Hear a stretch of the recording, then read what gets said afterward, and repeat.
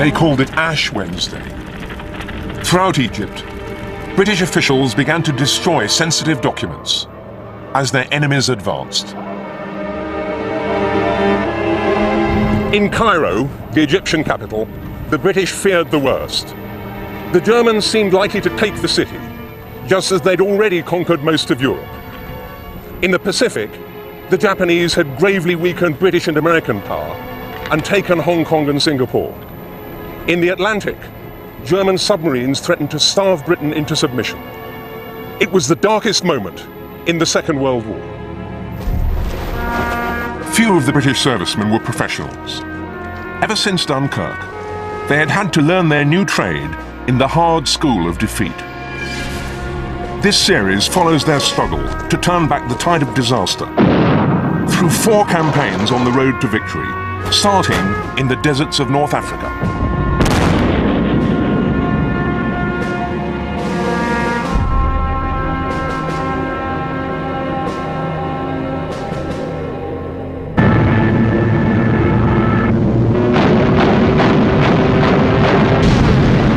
The Germans had come to North Africa the year before to defend their Italian allies in Libya. But now their aim was to take Egypt, and with it the whole of the Middle East. And in Rommel, the German commander, they had sent one of their best generals, as the British had discovered to their cost. Rommel was a man who exploited every situation. He led from the front. He was most of the time in front with his soldiers. And we were against a very professional army, a very good army, and very well equipped, better equipped than we were. For the battered British soldiers, fighting Rommel in the desert became a struggle against nature as much as the enemy. This is a field of battle like no other. The desert is a harsh and waterless place. Living in it soaks up water. Travelling through it soaks up petrol. And for the inexperienced or unprepared, the whole environment soaks up resolve. Simply surviving here is an effort in itself.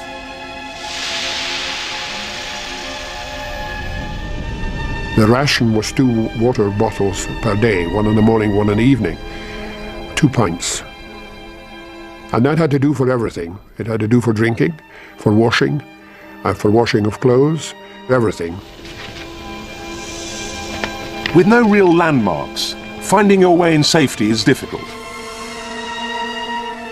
It was in the wilderness, you didn't know where you was, and of course the living conditions was more primitive than we'd ever known. And you know, talk about Boy Scouts camping, it's no comparison, of course. Perhaps the most obvious thing about the desert was, to the men who fought here, the most peculiar. There were no civilians and almost no buildings to get in the way. Put simply, desert fighting was a tactician's dream. And in Rommel, the British were facing a master tactician. In 1942, the German commander was hoping to knock Britain right out of the war.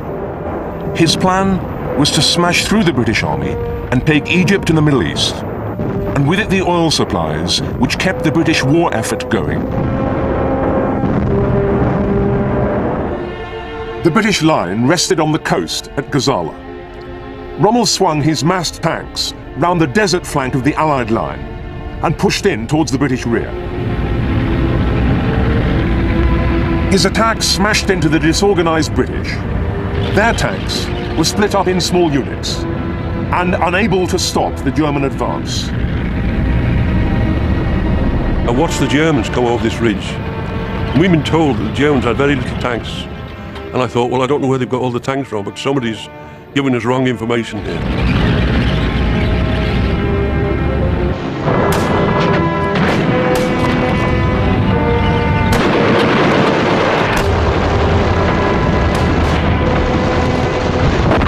It was chaos. It was chaos. I mean, I'm being honest about that. We suddenly found ourselves surrounded, and we were ordered to break out in transport, every vehicle for itself. The 8th Army was in retreat. We really believed, and we were made to believe, that we had held all the aces. And then it all went wrong. And it's very hard then. Broken British units raced back along the coast to Egypt. Some of them found themselves overtaken by the advancing Germans. And we went through German positions. When they realised that what was happening, started firing at us, and we were going through crossfire to get out.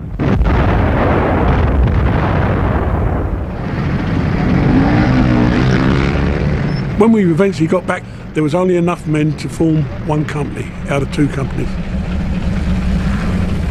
I must admit, we probably thought, well, this could be the end.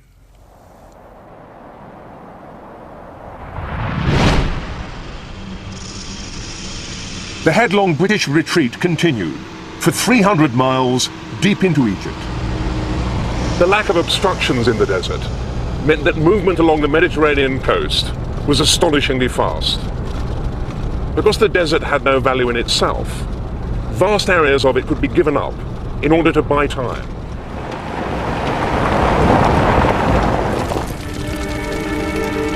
The front line now was just 60 miles from the Nile. Back in Cairo, the panic began. GHQ was beginning to muster papers, and there were things being destroyed, and I mean, there was a certain amount of preparation for what might happen if we lost the front.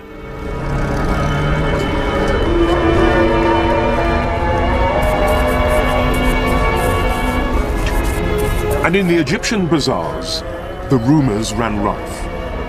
Many Egyptians were unhappy with British domination and looked forward to a German victory. The British knew that information was reaching the Germans. In every alley, there might be enemy sympathisers. Behind each shop front, perhaps a spy.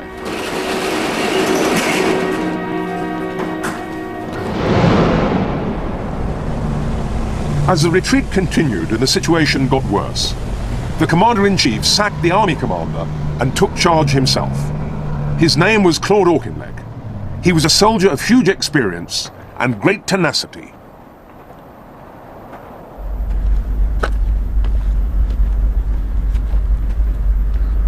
As the battered British and Commonwealth units arrived, he ordered them to take up defensive positions near an obscure railway halt called Alamein.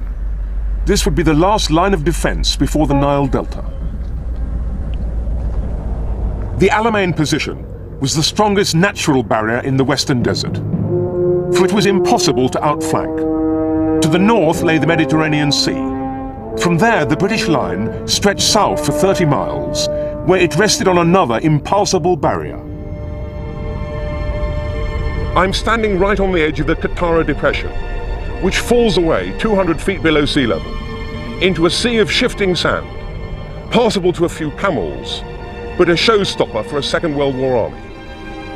If Rommel was going to attack, he'd have to break the British line. All this was closed to him.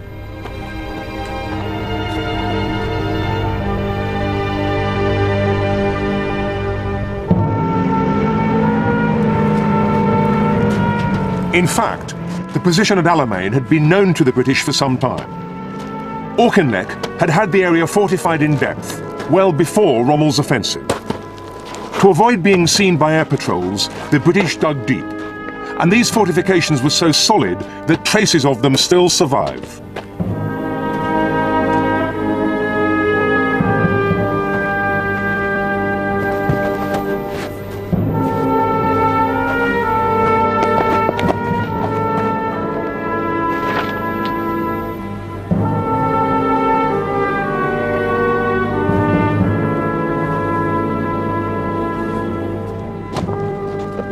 So this is where the broken 8th Army rallied, with some of its units taking up position in concrete emplacements like this.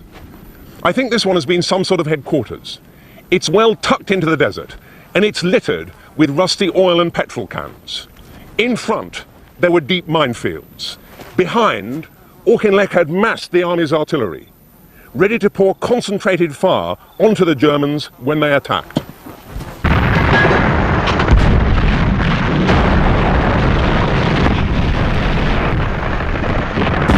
With its back against the wall, the 8th Army just held out at Alamein.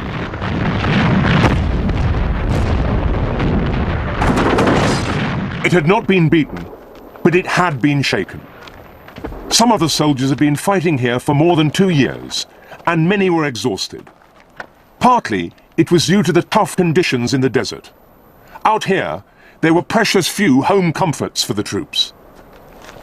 I can't ever remember when we were actually in the line when you have a proper meal. When you'd open a can of bully beef, of course, it sort of half floated out the can because the heat had melted all the fat that's in there. And you used to get these very hard biscuits, and half of them was left over from the 1914 war. And there'd be flies round you before you say Jack Robinson. You have a brew. In fact, you couldn't drink it without flies settling on it, so you're muzzling, you know. That bad. You'd sort of boil over all through the day, and then when at night time you couldn't wrap yourself up enough to keep warm. The desert sores, that was another problem. If you knocked yourself, which was inevitable on a tank, as soon as you knocked yourself at all, it became festered within a matter of hours, and it spread like an ulcer. The soldiers began to distrust the High Command, which seemed unable even to provide them with adequate equipment. We knew, you see, we knew that the tanks we had were not really up to scratch. We couldn't match the German tanks. And we kept on asking, and we couldn't understand that each time we got new tanks, we had this silly little pea shooters, we called it. The inevitable result would be that we'd suffer, and we'd lose a lot of people. Most of all, it was failure that demoralized them. After months in the desert, they'd shown that they were as tough as their enemies. But despite that, their operations had not been successful. It seemed that their generals had let them down. And now there were signs that for some of them, it was all becoming too much. Many officers had taken to questioning orders. Others had been relieved because of exhaustion. Commonwealth troops often distrusted British officers. Infantry was suspicious of armour. Brave but baffled was how the Prime Minister Winston Churchill described them. And now it was time for him to take a hand.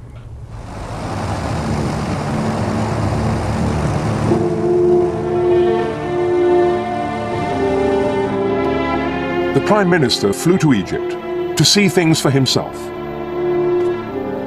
He wasn't pleased with what he found. He urgently needed a victory, and Auchinleck was adamant that there could be no offensive until at least September. A visit to the front left him even more depressed. The next day, he acted. A new commander-in-chief was appointed. He was General Sir Harold Alexander, a charming and steady warrior, with a reputation for calm efficiency. And there was a new commander for the 8th Army too, Lieutenant General Bernard Montgomery. His task was to destroy the Afrika Korps and throw Rommel out of Africa. Rommel was still hopeful of a final victory, a victory which might even be a war winner. Far away in Russia, the German armies had reached the Caucasus. From there, they might be able to threaten Persia and Iraq. Combined with a desert thrust through to Cairo, such a move might still give Hitler control over all the oil in the Middle East and knock Britain out of the war.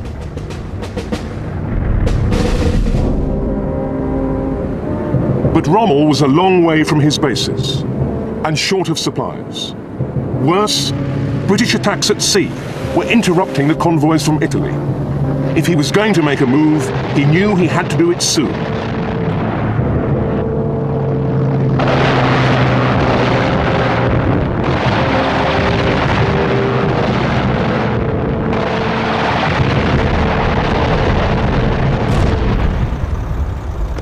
Rommel's new opponent swept into his task like a tornado. Arriving in Egypt 2 days before he was supposed to take over, he took off for the desert almost immediately and began issuing orders.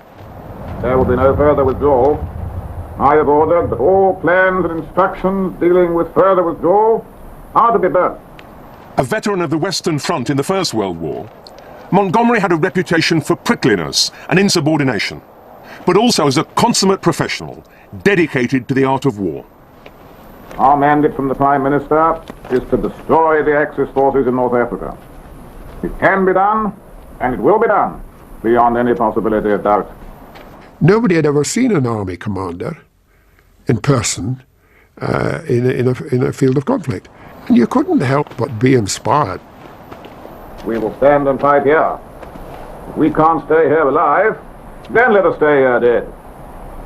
I want to impress on everyone that the bad times are over. They are finished. For the baffled soldiers of the 8th Army, there was now at least some certainty about the future.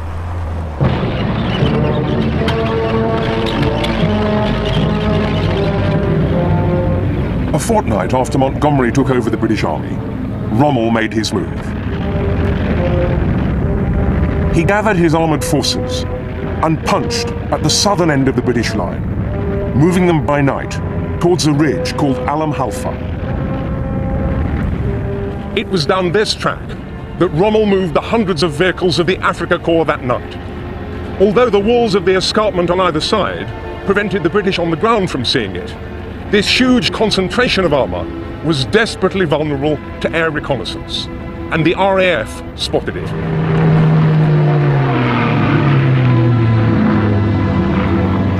Montgomery's army was expecting them. Both military logic and intercepted signals had predicted the attack. Monty knew that the battle at Alam Halfa would be crucial. If he lost, he was finished, and so was the 8th Army. This was to be a purely defensive battle. There was to be no wild armoured charge into the German ranks. Montgomery thought that too many tank officers were still cavalry soldiers at heart. They hadn't learnt the lessons of armoured warfare. The senior officers had led cavalry charges because that's the way they did it. And we as tank men, who had been trained to use ground and hold down positions, we were appalled at the tactics of draw cutlasses or sabres and charge. And we kept doing this. And we kept losing. Rommel's aim was to smash his way over the Alam Halfa ridge, to emerge behind the bulk of the British Army and push on towards Cairo.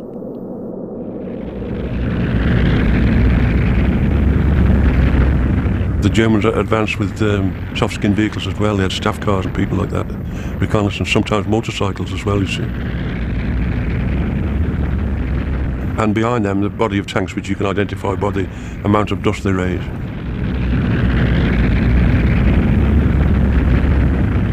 Once he knew the direction they were taking, Montgomery gave the final orders for the tanks to plug the line.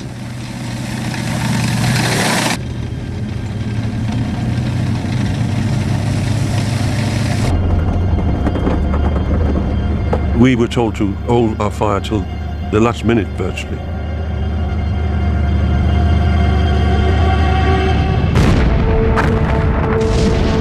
Suddenly, the guns opened up.